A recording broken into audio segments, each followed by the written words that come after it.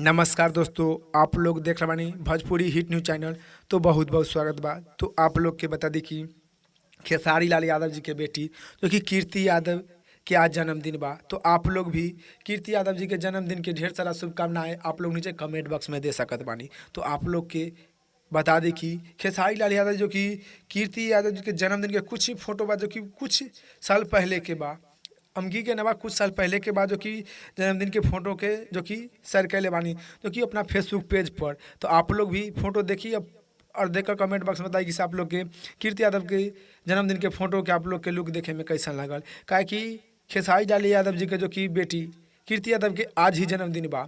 तो आप लोग जन्मदिन के ढेर सारा शुभकामनाएं आप लोग नीचे कमेंट बॉक्स में बतलाएं। और फिलहाल में आप लोग के इतने जानकारी फिर से मिलेंगे नेक्स्ट वीडियो में। जय हिंद, जय भोजपुरी।